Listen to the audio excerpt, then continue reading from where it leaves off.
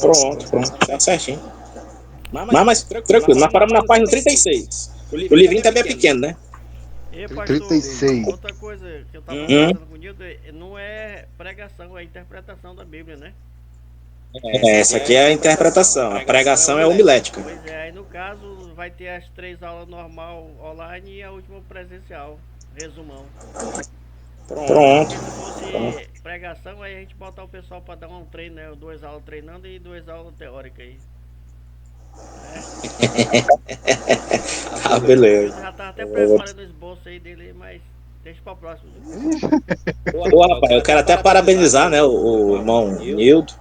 E foi agora, foi indicado a diácono, né? Tô sabendo.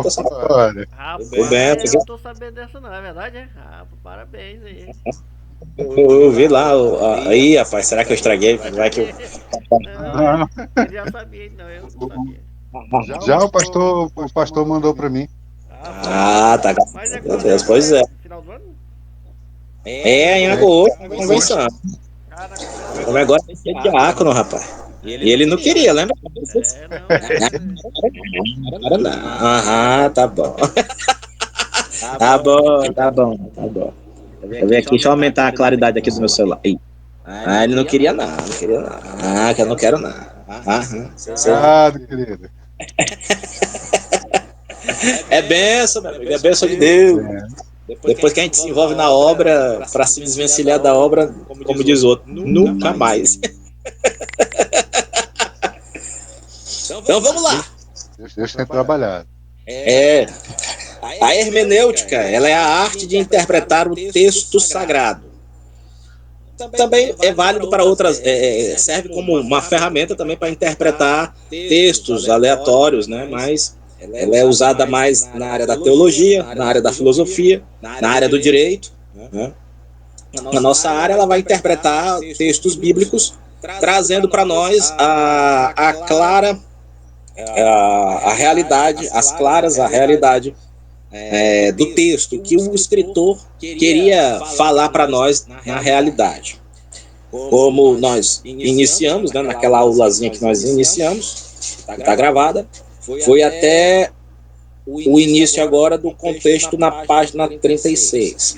No início ela vai falar sobre o período histórico, até a Idade Média, até chegar ao nosso, da Idade Média, a Idade de Cristo, lá antes um pouquinho, até chegar na nossa época. Né? E as ferramentas que nós podemos usar para tentar, claro, vai conseguir compreender, né, o texto sagrado na sua originalidade, usando ferramentas tais como comentário bíblico, dicionário bíblico, bíblias de estudo, sabendo a língua mãe, né, o grego, o hebraico, e assim tu vai traduzindo a Bíblia, né, ali com o auxílio dessas ferramentas e sabendo a realidade que o texto gostaria de falar para nós. Vamos lá. 36. Contexto. Texto quer dizer tecido, e contexto é tudo que se acha entretecido com o texto, em apreço, ou seja, que direta ou indiretamente esteja ligado ao texto. Na Bíblia, assim como em toda boa literatura, devemos ter uma compreensão do todo, a fim de apreciar e entender as partes. Nunca deveríamos tratar um livro da Bíblia como uma coleção de passagens isoladas. São histórias, poemas e cartas conectadas. O significado dos versos pode ser descoberto no fluxo de todo o fragmento literário. Este princípio não nos impede de abrirmos um livro bíblico no meio e ler uma parte, porém, deveríamos fazê-lo somente se tivermos uma compreensão básica de como a passagem se encaixa na mensagem do livro todo. Em todas as palavras, em outras palavras, quando lemos pequenas porções e versículos das Escrituras, devemos ter um grande cuidado, caso contrário, podemos distorcer a mensagem de Deus. Beleza! O Antigo Testamento, para nós termos uma compreensão simples, ele aponta para Cristo, de Gênesis até Malaquias. Já em Mateus, Marcos e Lucas e João, é a mostragem do Senhor Jesus Cristo na terra, o seu sacrifício. Já de Atos dos Apóstolos até o dia de hoje, nós estamos vivendo o resultado desse sacrifício. Então, em toda a Bíblia Sagrada, de Gênesis, Apocalipse, o antigo aponta para Cristo, o novo já é de fato de direito Cristo. Então, a interpretação que nós vamos usar no Antigo Testamento sobre as histórias, sobre a formação de Israel, ver como Deus trabalhou em Israel, ver o processo, né, que Israel teve até chegar ao Messias, é sempre apontando para o Messias, né, a maneira que Deus trabalhou, a forma que Deus trabalhou na vida dos israelitas. A atuação no Novo Testamento ela fica mais clara para nós, porque vai mostrar um Cristo sendo crucificado, um Cristo dando a sua vida pela humanidade, sendo o sacrifício real, perfeito, perdoando os nossos pecados e assim nos dando uma vida e vida com abundância na presença dele. Então, essas interpretações nós vamos ter nas nossas vidas para que possamos caminhar a passos largos e de forma simples na presença do Senhor Jesus Cristo. Vamos lá. A nossa pode ela dá alguns exemplos. Eu não vou ler porque senão a gente vai ficar aqui preso nisso. O contexto inclui mais do que apenas um parágrafo que vem antes e depois de um texto. Então é o contexto do texto, um cenário histórico temático muito mais amplo. De fato, a nossa pode ela não vai falar, mas eu posso até dar me atrever aqui. Nós, assembleanos, nós temos uns problemas crônicos, os pregadores, pastores. Eles não gostam de pregar o texto como um todo. Eles gostam de pegar um versículo e ali em cima disso ele tenta tirar do versículo, até mesmo forçar do versículo e fazer uma mensagem. Só que quando você pega o texto, né, o contexto do texto, e aí fica mais claro para você trabalhar, para fazer uma mensagem, uma pregação e ter a interpretação correta daquilo que está sendo falado, daquilo que vai ser aplicado para o povo. Um texto bem simples para nós. Deus amou o mundo de tal maneira que deu seu Filho unigênito para que todo aquele que nele crê não pereça, mas tenha a vida eterna. Que mundo é esse que a Bíblia está dizendo? Não é o sistema, que é a humanidade. Mas vai ter passagens bíblicas que está se referindo ao sistema.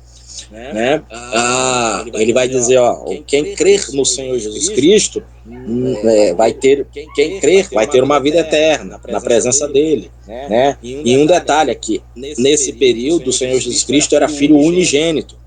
Depois da sua morte e ressurreição, ele passa a ser filho primogênito, porque todos aqueles que nele crer também será chamado de filho.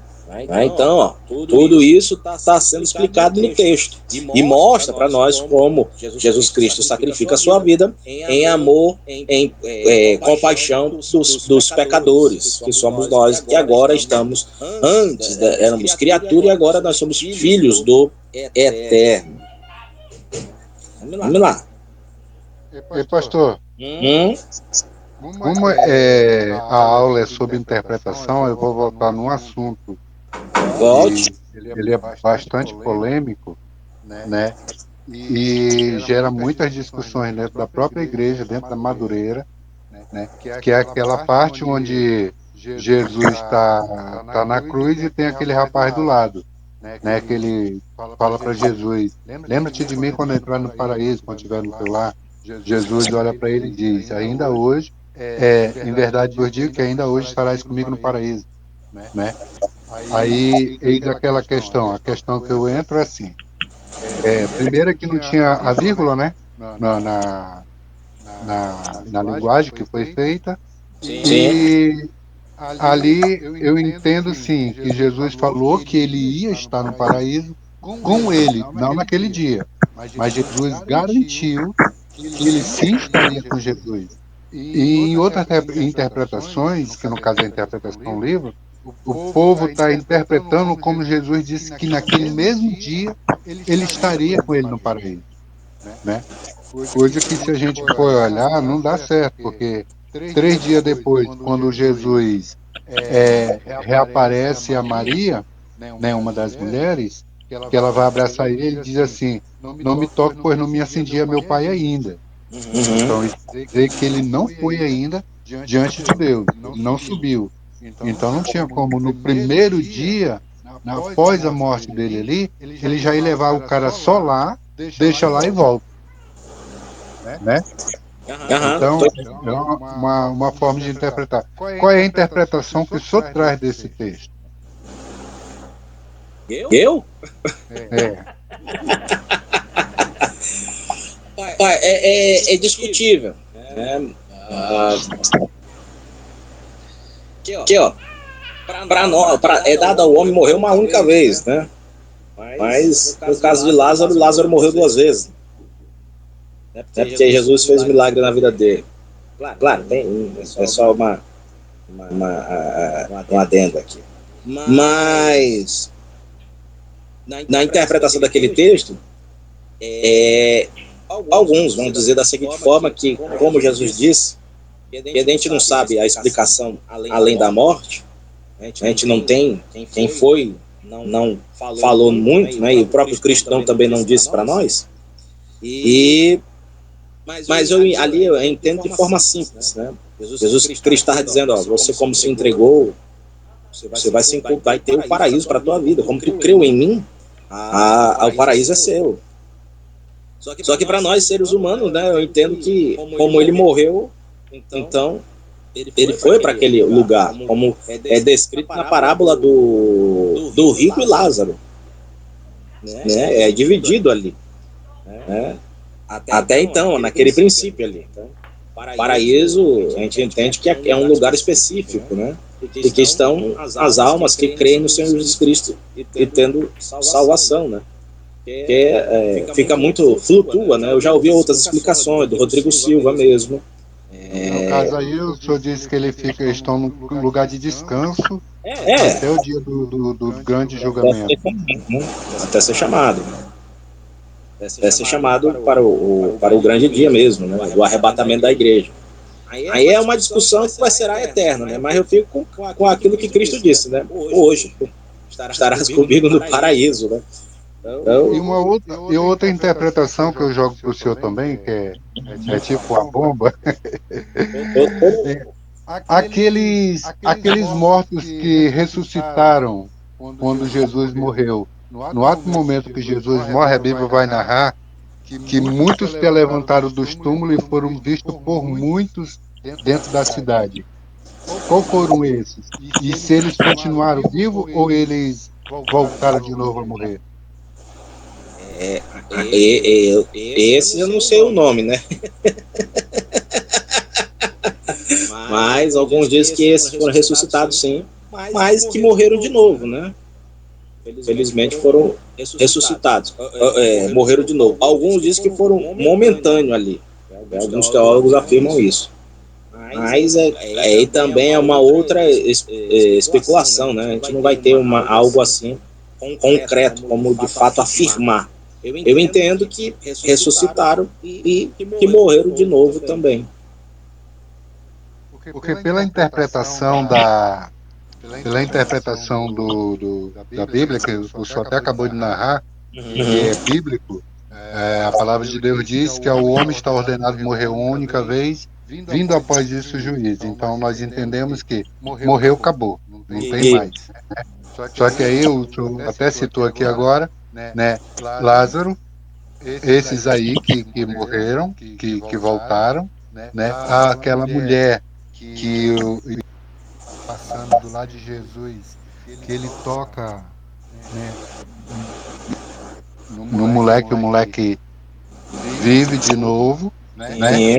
Então todos esses aí são pessoas que já tinham morrido, sem contar também que aquela mulher trouxe o espírito de Samuel lá no Antigo Testamento, né? Quando o espírito de Samuel, não, de Samuel. Saul vai até a mulher e pede para trazer o espírito de... bruxaria lá, né? eu já vi interpretação em cima daquele texto lá, dizendo, não, ali foi um demônio, alguma coisa. Não poderia ser, no meu caso de vista, não poderia ser demônio, Porque ele fala, por que tu me despertaste, né? E por que tu me despertaste, amanhã, esse mesmo horário, estará morto tu e teus filhos. E a palavra se cumpre em cima daquilo que ele falou, né? Então, se fosse um demônio, o demônio não tem poder para trazer uma palavra dessa, a não ser vindo de Deus. Mas é que o demônio é enganador, né? Lógico, né? A gente sabe disso, que o demônio engana. Essas invocações de espíritos, né? O diabo pode presumir o futuro, né? Ele consegue presumir, ele adivinha, né? Mas ali também eu já vi casos de que foi a alma mesmo do Samuel. Eu não posso afirmar, né? É a mesma coisa no Monte da Transfiguração. Estava Elias e Moisés, e o próprio Senhor Jesus Cristo, né? Que os discípulos viram, porque acho que é Pedro que diz assim: Senhor, vamos fazer tenda para nós e para eles, né? Eles estavam vendo, né? E ali, naquele local, também é falado assim de forma bem simples, porque o Senhor Jesus Cristo mudou a sua afeição, né? Ele ficou cheio de glória, né? Cheio de poder magistral dele, né? Então é algo assim sobrenatural, né? É verdade. Paz, minha querida irmã Valéria. Já saiu. Fabiane está aí. Glória a Deus. Então vamos continuar. Paz do Senhor. Pai do Senhor. A parte tá deitada, é? Tô. Olha. Pode ser inveja, não, pelo amor de Deus. Paz do Senhor. Só vive deitado. Paz do Senhor, Valéria. Só vive Então deitado, vamos lá. Fabiane. Oi? Não Só entendi. vive deitada, Fabiane. Vixe, ai, meu sonho. Ainda vou chegar nesse patamar que eu fique deitada, só descansando. Só Meu sonho. Os que chegaram agora, no início da live eu falei que eu vou desligar a gravação aqui às 15 horas, porque eu vou ter uma programação. Mas os que quiserem continuar com o professor, podem ficar à vontade, entendeu? Só eu que vou sair. Não, mas eu te acompanho também. Eu também. Se o meu coordenador tá falando, tá falado. Tá todo mundo acompanhando, que a corrida tá grande. Que essas 2 semanas, agora, graças a Deus, nós vamos concretar lá o piso, né? Acho que é segunda ou terça. Vai ter uma camada de concreto. Nós ganhamos o concreto usinado. A nossa igreja ganhou isso aí, com a bênção de Deus. Glória a Deus, glória a Deus.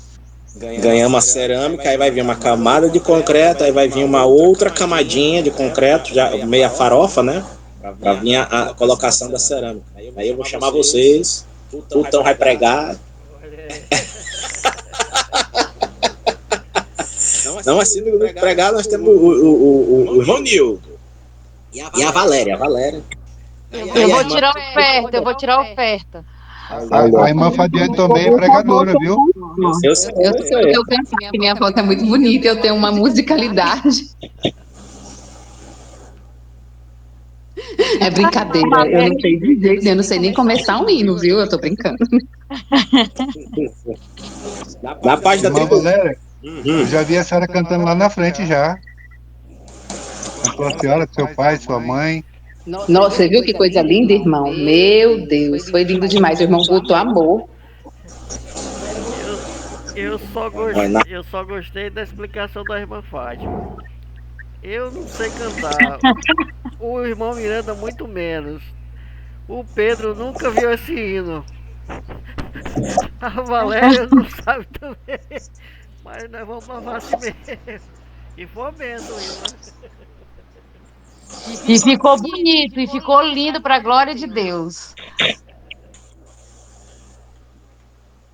Então vamos lá. A página 37, 38 e 39, até a 40, vai mostrar para nós algumas interpretações de texto. Como podemos usar, né, a ferramenta hermenêutica. Aí vai falar aqui, ó. Entretanto, há um contexto maior a considerar. Aí ele vai dizer, ó, se lermos Gênesis 50, 20, à luz de todo o livro de Gênesis, resgatamos a promessa de Deus que deu a Abraão, né, a respeito da terra e dos seus inúmeros descendentes. Sem dúvida alguma, José reflete o passado e suas declarações e mostram a sua consciência de que Deus havia dirigido a má intenção de seus irmãos, a fim de preservar a linha familiar e de cumprir as promessas de Deus feitas a Abraão. Ainda vamos ter outros contextos aqui. Depois é só dar uma lidazinha e você já vai estar tranquilo. Ó, a página 38, no último parágrafo, aqui, podemos aprender a ler o texto, ler o contexto através da leitura de todos os livros da Bíblia, e ao invés de ser simplesmente lermos fragmentados, né, de forma aleatória, se você conseguir sentar-se por 2 ou 3 horas para ler um romance, tente fazer o mesmo com Isaías ou Atos dos Apóstolos. Entretanto, certifique-se de que está usando uma versão contemporânea. Sempre que ler uma pequena passagem, leia um resumo do livro inteiro em mente, ou com a ajuda de um bom comentário, né? O comentário bíblico é uma ferramenta que a gente pode usar para ajudar, nos auxiliar na compreensão do texto sagrado, né? Na página 39, olha só, a natureza precisa do contexto, que pode diferir de um livro para o outro. O contexto dos livros históricos se origina dos cursos de eventos da história, né, lá de Israel. Ó, quando a gente pega o Gênesis, os 5 primeiros livros da Bíblia, nós vamos ver a formação, o nascer de uma nação. Quando a gente já vê em Josué, é o resultado daquilo que Moisés fez, né, daquilo que Moisés lutou na presença do Eterno, né? Quando a gente parte para os Juízes, veja que a nação começa a dar uma desmantelada, né? Começa a dar uma destruída. A própria nação quer um rei. Isso está lá nos livros do 1º e 2º do profeta Samuel, né? Samuel foi profeta, rei e sacerdote, né? E ele reinou, foi profeta, juiz e sacerdote. Ele reinou sobre Israel por alguns anos, bastante. E a interpretação que o povo, a interpretação que a gente tira da palavra de Deus é que o povo queria um rei. Logo em seguida vem Saul. Veja que depois de Saul vem Davi e depois de Davi vem Salomão. Foram 3 períodos de 40 anos, totalizando 120 anos ali de... Pastor, pode dizer. Em cima dessa passagem aí que o senhor acabou de citar, que é justamente quando o povo pede um rei, né, para Deus, e a gente vai ler ali o contexto, né, o texto e o contexto, vai ver que Deus, ele não queria, mas o povo pediu e ele cedeu, né? Por causa disso, o povo pegou, pereceu aquele negócio todinho, e logo depois ele manda, agora sim ele tem um escolhido, que é Davi, né? Isso para nossas vidas, a gente pode interpretar como mesmo que eu queira uma coisa que não agrade a Deus, Deus pode me conceder? Pode lhe conceder. Ele pode lhe conceder. Só que aí tu vai pagar a consequência dos teus próprios atos, né? Que foi o caso de Israel ali. E isso, com certeza, com certeza. Deu uma limpada aqui no meu óculos, está mais encebado do que tudo. No caso do próprio Davi. Davi recebe um não do Eterno. Davi queria construir o templo, né? Davi queria construir o templo. Porque Davi, olha, ele conquista Jerusalém. Ele faz da Jerusalém a capital de Israel. E ele queria construir o templo. É interessante porque Deus diz não, mas não diz não da seguinte forma. Qual foi a forma que Deus disse não para ele? Davi disse: Senhor, eu quero construir o templo. Ele dá a tua mão, eu não quero. Mas Deus deixou uma abertura. Qual a abertura? A abertura dele trazer os materiais. Beleza, eu não posso construir, mas vou deixar os materiais aqui guardados para o próximo rei, que seria o filho dele, e que ele vai construir. Né? Deus dá um não, mas abre uma porta, abre uma possibilidade de também deixar o nome de Davi na história. Aliás, Davi ficou na história de Israel por muitas e muitas coisas, né? Ali naquela passagem, quando ele mata o gigante Golias, as mulheres cantavam lá um hino, né?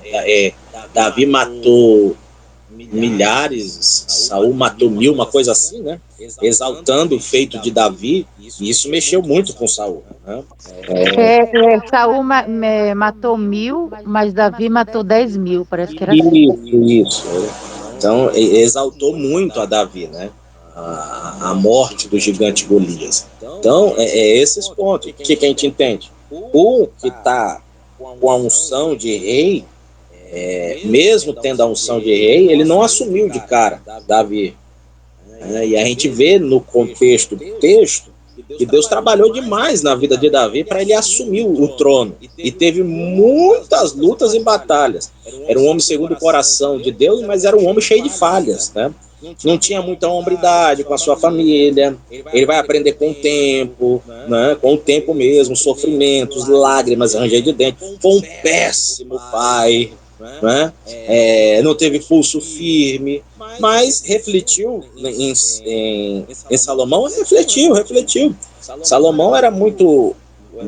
Quando ele pede sabedoria, Deus concede sabedoria, mas Salomão, com o tempo, parece que ele se perde, né?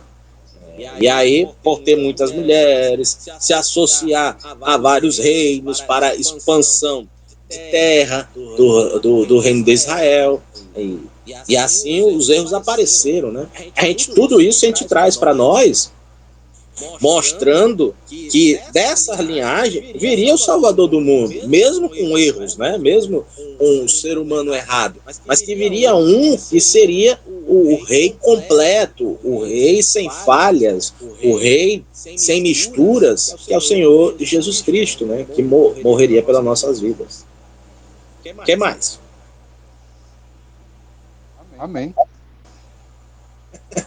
Rapaz, eu tô vendo o Guto, parece que ele tá cochilando, né? A irmã Fabiane está querendo fazer uma pergunta aí. Isso. Eu não estou querendo fazer nenhuma pergunta, não, hein?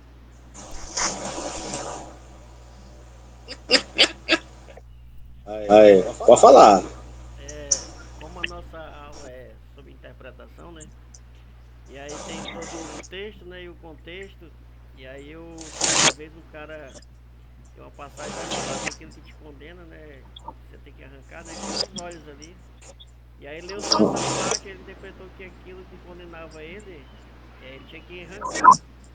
E aí ele pegou e cortou o membro genital dele. E eu conheço esse cara, realmente ele fez isso, porque ele interpretou, só abriu a Bíblia ali e fez aquela interpretação que falou ali no começo, né? Sem texto e contexto.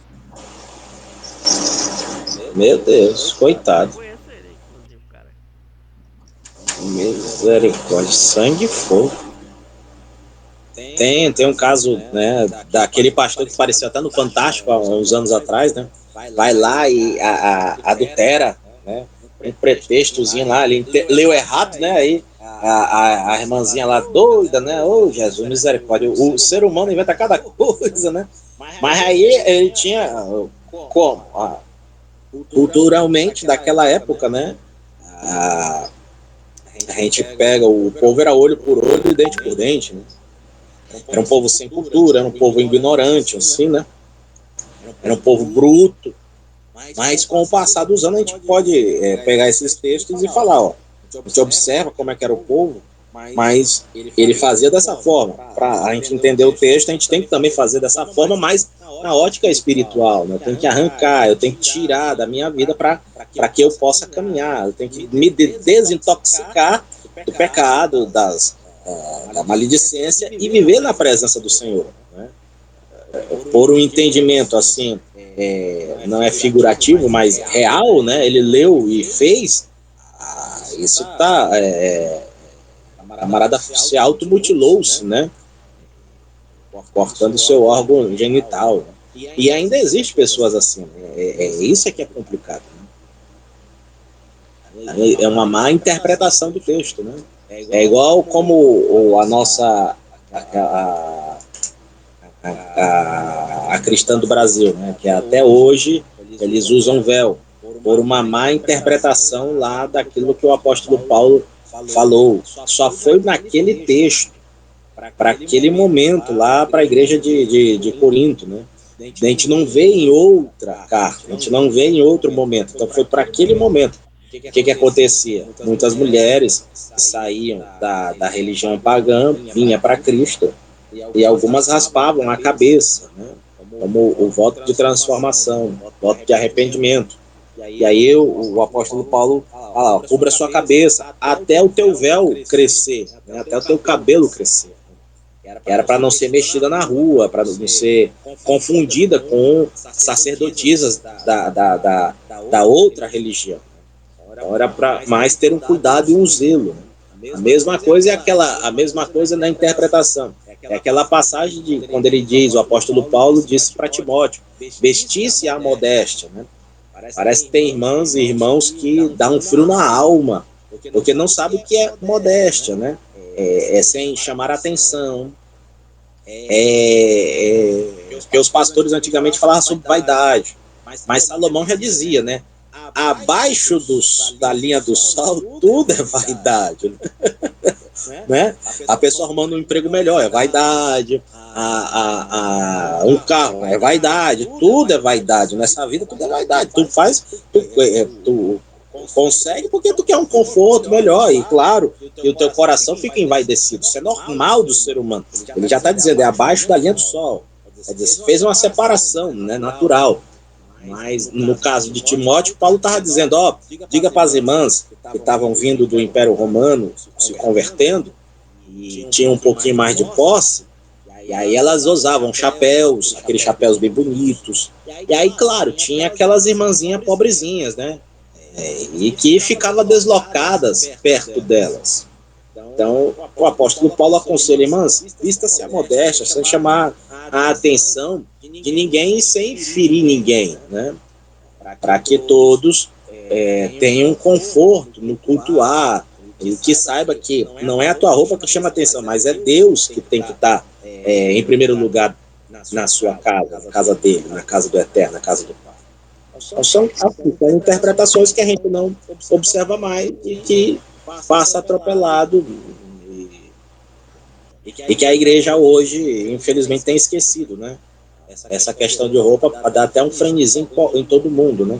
A gente vê o trato, só dá uma... os homens estão se vestindo apertadinho, né, a vácuo, as canelinhas secas de sabiá e aquela calça jeans que parece calça leg, as irmãs... não vou bater só nós não, né? Tem que bater nas irmãs também, né? Aí, né? Aí as irmãs vestem uma roupa a vácuo também, né? Tem umas irmãs que só Jesus na causa. Aí não acontece não. Mas não na minha também, na minha congregação também não, em outras. Veste aquelas leves de segunda pele, né? Que usa GG, misericórdia. Né? Aí a gente vê tudo, né? E tem homens também do mesmo jeito, né? E a roupa hoje, a moda hoje é problemática, né? As calças já não são mais calça para homem, né? Mostrando o rendengue, né? As calças lá embaixo, quando lá embaixo é horrível, né? A moda de hoje. Então a gente tem nesse mundo todo, a gente tem que se vestir a modéstia, né? Para saber se comportar, né? O crente tem que saber se comportar. Quem tem um corpinho assim definido igual o meu, né? Cabeça e corpo, é só isso. Cabeça e corpo, né? Aí é difícil comprar uma roupa, né? Complicado, mas tem que saber se vestir, né? Se comportar para não chamar a atenção dos outros, né? Então, vestir-se a modéstia. Agora vocês aí, agora estão no fogo igual eu também. A interpretação também da Bíblia, ela é um risco muito grande para a idolatria, né? Também. É a forma que você interpreta. Tem aquela passagem da mulher com fluxo de sangue, onde ela toca na veste de Jesus e ali ela é curada, né?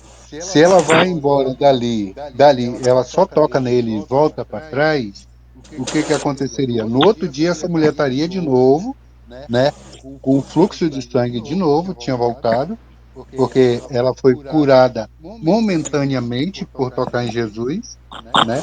A pessoa vão dizer assim, não, ela foi curada, não foi. Ela não foi curada. Porque ao tocar na veste de Jesus, se a pessoa vê ela como curada, quer dizer, eu posso ter um quadro de Jesus em casa e tocar nele que eu vou ser curado. Entendeu? Tanto é que a palavra de Deus, o próprio Jesus vai dizer para ela: a tua fé te salvou e ser curada. Aí ele lança a palavra de cura, né? Então, o texto, o contexto lido é muito importante por causa disso, né? Sim, com A certeza. interpretação. A Amém? atitude, amém. A atitude dela foi de sair ao encontro de Cristo, né? E aí é que já começa a alcançar o milagre, né? E ela não poderia tocar em ninguém, né? Por isso que ela toca na orla do vestido do mestre.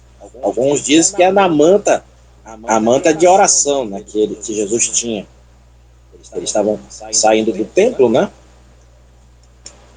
Então, tudo isso tem que ser lido e visto no contexto do texto. Né? Senão, se a gente não fizer isso, vai virar pretexto. Né? Beleza? Na página 40, nós vamos ter os vocabulários do escritor e o gênero textual. Diz assim, na 41 já. Às vezes é preciso verificar cuidadosamente em que sentido um escritor usa certa palavra, a fim de termos a compreensão exata de um texto, em que ela aparece nos escritos do apóstolo Paulo, por exemplo, o apóstolo João, por exemplo, aparece muitas vezes a palavra mandamento. Eis um texto que os legalistas, os judaizantes de todos os tempos, refere-se com o fim de provar que estamos debaixo da lei. Né? João 2,4, aquele que diz: eu o conheço e não guardo os meus mandamentos, é mentiroso, e nele não está a verdade.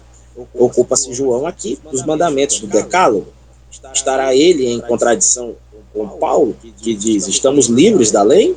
Se tomarmos uma concordância bíblica e examinarmos nos escritos de João, Evangelho e Epístola, o emprego da palavra, mandamento e o seu plural, veremos que nem uma única vez se refere ao decálogo.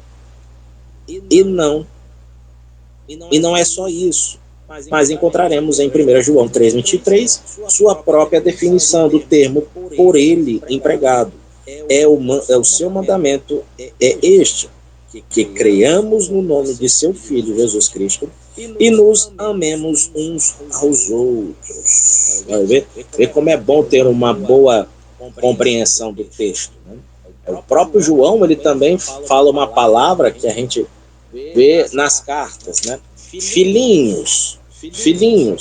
E aí é aquela interpretação que a gente pode usar da seguinte forma, né? De pai, né? Um jeitinho amoroso, né? Um jeitinho... A live caiu? A live caiu, irmãos? Porque todo mundo subiu aqui para... Eu tô ouvindo aqui Tá bem. tranquilo. Eu tô ouvindo. É aquele jeitinho meigo, né, do pai, chamando a atenção do filhinho. E também a gente pode entender como um alerta, né? Ó, preste atenção para as minhas palavras, observa, atenta-te. Né?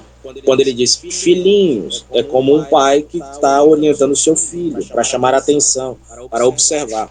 Então é muito bom também termos um cuidado nos vocábulos e nos gêneros textuais, para não mudar e não distorcer a interpretação da Bíblia Sagrada. Olha só na página 42, quanto ao gênero é importante observar que textos escritos têm uma variedade de formas. Um gênero literário é um grupo de textos que compartilha semelhanças no seu conteúdo, tom ou estrutura. Somos familiarizados com o gênero em uma biblioteca ou livraria. Livros podem ser classificados em ficção ou não ficção. A ficção pode ser dividida em romance, mistérios, aventura, ficção científica e etc. A nossa impressão inicial de um livro depende do conhecimento que temos do seu gênero, e este determina o modo de como lemos. A Bíblia contém uma riqueza infindável de estilos literários. À medida que lemos de Gênesis a Apocalipse, passamos por histórias, leis, poesias, sabedorias, profecias, evangelhos, epístolas e literatura apocalíptica. E quando conhecemos o estilo, o gênero da literatura que estamos lendo, podemos entendê-la melhor.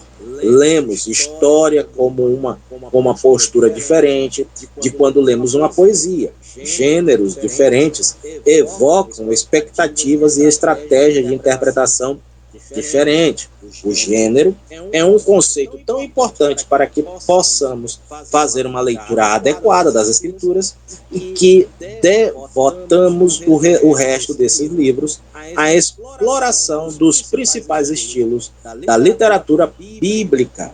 Pela ordem, examinaremos como a história, lei, sabedoria e poesia, profecia, literatura apocalíptica, evangelhos e parábolas e cartas deveriam ser interpretadas. Cada estilo nos leva de diversas maneiras a um encontro com Jesus. Então também tem toda maneira de ler. Claro, você vai ler poesia diferente de um livro histórico, né? Poesia vai falar sobre romance, vai falar sobre palavras macias para o nosso ego, mexer com o nosso brilho. E a história é aquela, né, vai estar contando de qualquer jeito, de qualquer maneira ali, tá? Para nós entendermos como passar da leitura. Vocábulo bíblico em geral. Assim como a palavra e frases peculiares a certos escritores sagrados, há também palavras e expressões bíblicas cujo sentido tem de ser determinado não unicamente pelos dicionaristas antigos e modernos, nem pelo uso de escritores seculares, que foram contemporâneos dos que escreveram a Bíblia e falavam o mesmo idioma, e sim pelo emprego que delas fizeram os próprios escritores sagrados, pois estes, usando da linguagem existente, tiveram necessidade de exprimir ideias que essas linguagens não podiam transmitir com a exatidão desejada, senão por uma adaptação nova. A palavra justifica, por exemplo, assim se define no dicionário comum de uso geral: provar a justiça ou inocência, de restituir ao estado de inocência. Em Romanos 4, de 1 a 5, Paulo argumenta sobre a justificação de Abraão, mostrando que este foi justificado pela fé.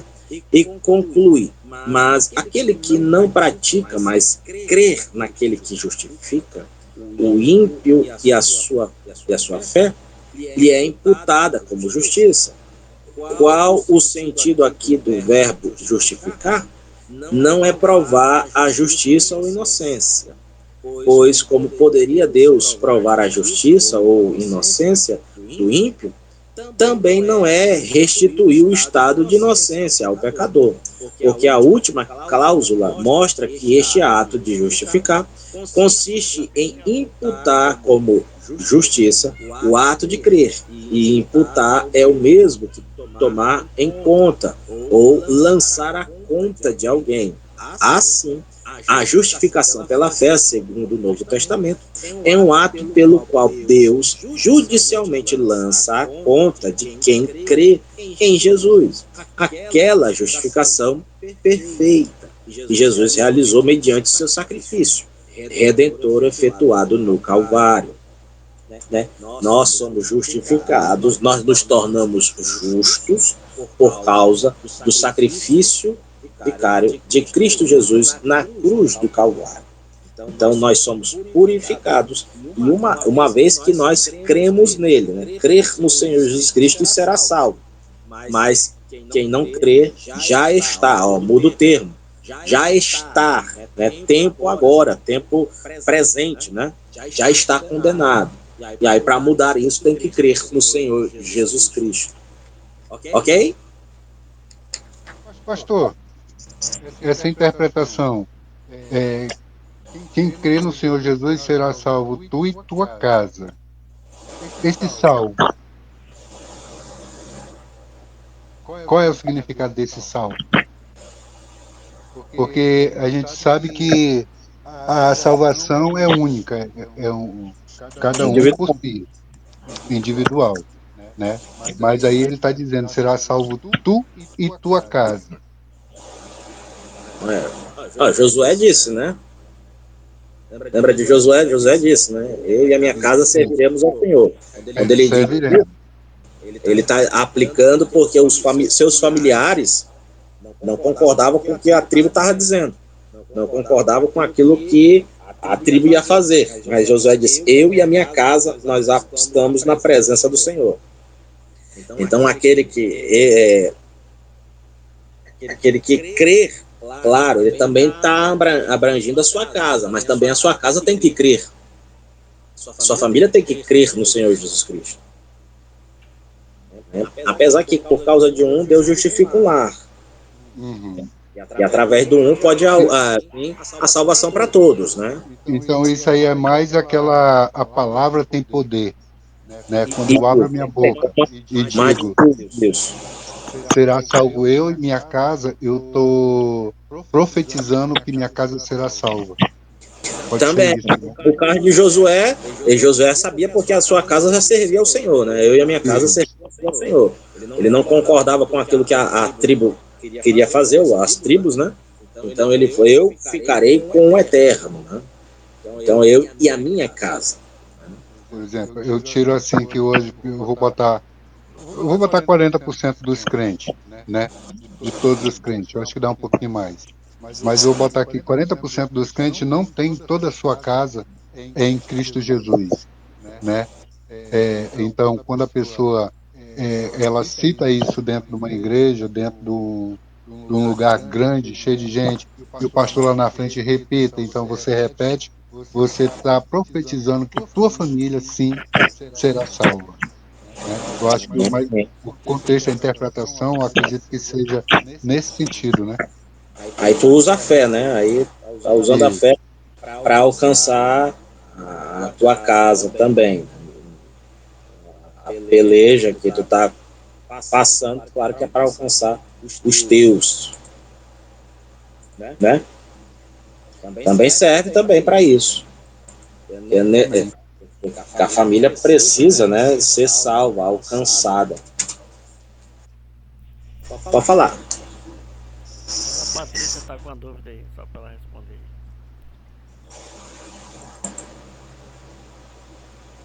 Fala, Ana Patrícia.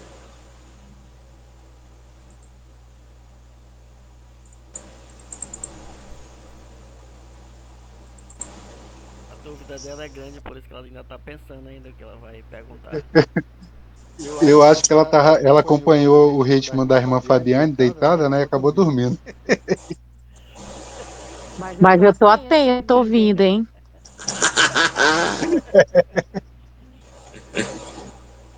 Vamos lá, na parte da 44 ainda.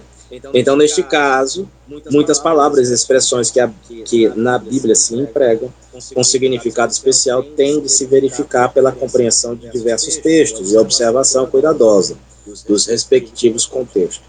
No caso das palavras transliteradas, das línguas originais por falta de correspondentes nas línguas modernas, ainda mais necessário é seguir esse critério. O conhecimento da significação delas pelo lexus e pela leitura dos clássicos, embora muitíssimo valioso, não basta para assegurar de que temos o sentido exato em que a Bíblia as emprega. Por exemplo, tomaremos a palavra igreja, os gregos chamavam de eclésias, e a toda e a qualquer assembleia ou ajuntamento. O sentido bíblico não é esse exatamente. Outro exemplo é a palavra batismo.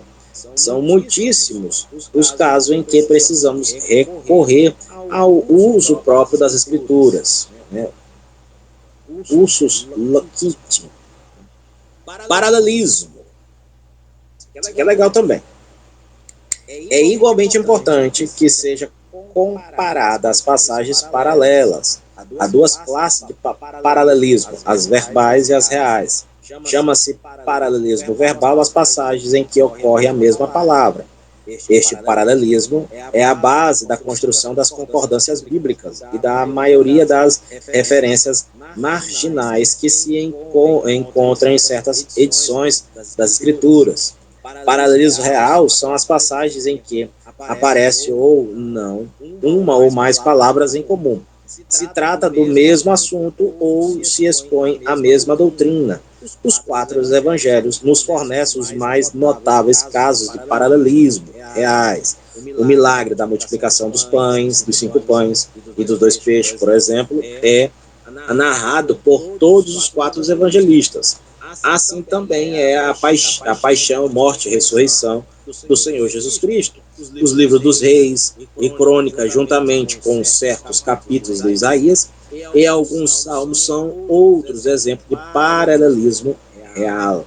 O valor hermenêutico das passagens paralelas, que se trate do paralelismo reais ou verbais, consiste na possibilidade de comparar textos que nos afigurem algum tantos obscuros como outro que, tratando do mesmo assunto ou empregando certa palavra ou frase cujo sentido procuramos descobrir, venham projetar sobre eles uma nova luz. Em Apocalipse 3:5, por exemplo, promete-se: o que vencer será vestido de vestiduras brancas. O leitor há de convir desde logo que temos aí a linguagem figurada, ou simbólica. Retalhe, porém, descobrir de que serão símbolos as tais vestes. Uma Bíblia, por referência, irá apontar-lhe ao versículo 8 do capítulo 19 de Apocalipse, onde se encontra a chave do símbolo. E foi-lhe dado que se vestisse de linho fino, puro e resplandecente. Porque o linho fino são a justiça dos santos. Né? Isso é uma explicação do texto que foi lido lá em Apocalipse 3:5.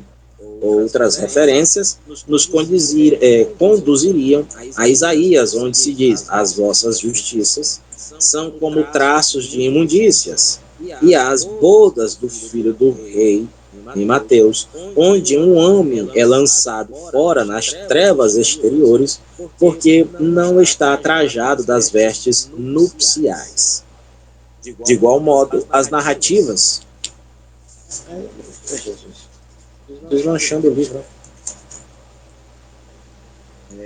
Narrativas paralelas dos evangelhos se completam umas às outras do ponto de vista histórico. Convém reconhecer, entretanto, que cada livro da Bíblia tem um intuito especial. Todo seu tem a sua própria mensagem, que se deve descobrir e à luz do seu contexto, de modo que os fatos que cada uma narra em paralelo com os outros não são meras repetições ou cópias daquilo que os outros escreveram. As chamadas harmonias dos evangelhos, muito úteis ao aspecto histórico, serão antes empecilhos à boa interpretação, se nos levam a fundir os quatro evangelhos em um só, obliterando deste modo o intuito especial de cada um dos evangelistas. O objetivo bem legal é que aqui, desse paralelismo, é que ele quer buscar e alcançar o objetivo do propósito, né? É mostrar para nós como é a veracidade do texto. E é legal porque quando você, nos evangelhos sinóticos, né, a gente observa isso, a repetição da história nos evangelhos. O maior milagre, vocês sabem, lembra do maior milagre de Jesus? A ressurreição de Lázaro. Isso, a ressurreição de Lázaro. O segundo maior milagre é a ressurreição da menina, né, da filha de Jairo ou Jair. Né? Só que a ressurreição de Lázaro só é narrada por João. Pode falar. Qual foi o primeiro milagre de Jesus? Tá perguntando para mim ou pro povo? Do vinho no casamento. Ah, olha, então o povo tá ciente, ó. Não, sabe por que eu tô fazendo pergunta? Vocês com certeza sabiam essa resposta. Mas esse dia lá na igreja, no culto de ensino, aí o pastor perguntou, não sei se vocês estavam. Aí eu tava bem atrás. Aí a irmã falou, não, esse não foi o primeiro não. O primeiro foi quando ele curou um passarinho que tinha morrido. Ele ressuscitou o passarinho. Mas essa história tá naquele livro de Enoque, né? Aquele livro estranho lá que não é canonizado. Aí ela tá... Não, tá na Bíblia. Eu falei, não tá, esse deve estar naquele livro de Enoque. E na verdade o primeiro que lá naquele livro fala é que Jesus morreu brigando como criança com outro menino e empurrou ele na hora que ele empurra o menino morre. Depois ele tem que ressuscitar aquele garotinho. Mas é uma história que não tá canonizada.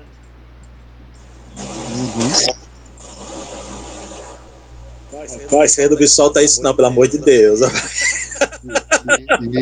E o primeiro milagre de Jesus que ele fez ainda, e foi um milagre que ele não estava nem a fim de fazer, né? Foi insistido muito para ele poder fazer, que ele na verdade, não quero fazer isso na não. verdade ele fala que não era o momento dele ainda, né? É. Mas aí a aula tá muito boa, mas a gente vai fazer só uma... O pastor vai fazer as considerações aí, e a irmã Fabiane ora. Aí eu vou te ligar a gravação, aí vocês continuam que eu vou ter que sair, tá? Se vocês quiserem ficar. Aí eu também, tô desligando, eu também tô rindo. Então ora aí, Fabiane. A correria. Tá, já é pra orar? Isso. Se tiver alguma dúvida aí, pode perguntar. Tá bom, vamos orar então. Eu não tenho dúvida não. Tem, irmão Nildo? Muitas. Na verdade, eu tenho muitas, mas não nesse momento aqui, lembrando aqui, né? Deixa pro próximo. Então tá. Senhor Deus, meu Pai, estamos aqui, Senhor, na tua presença, Senhor, mais uma vez aprendendo mais de ti. Pai, nessa área maravilhosa na qual o Senhor esteve presente, nós somos gratos, Pai, pela vida do nosso professor, do nosso coordenador. Oh, Pai, por ter pessoas sempre à disposição para nos ajudar, auxiliar a entender as Escrituras. Fica conosco, Pai, nos ajuda a querer mais e aprender mais de Ti, Pai. Que a cada dia possamos ter fome e sede de Ti, Pai, e arder de amor por Ti. Em nome de Jesus nós te pedimos e já te agradecemos. Amém. Amém. Para lembrar, Amém. essa é a segunda aula desse livro. A primeira o pastor Robson já fez aí um vídeo. E essa é a segunda. Aí a gente vai ter uma terceira também online. Aí é o seguinte, eu sugiro aí que vocês, como é de interpretação, traga aqueles texto que tem aquela dupla interpretação, ou que vocês viram alguém falar de uma interpretação e vocês entenderam de outra, que a gente pode esclarecer. Até na última aula a gente pode fazer isso aí. Né, pastor Robson? O que você acha?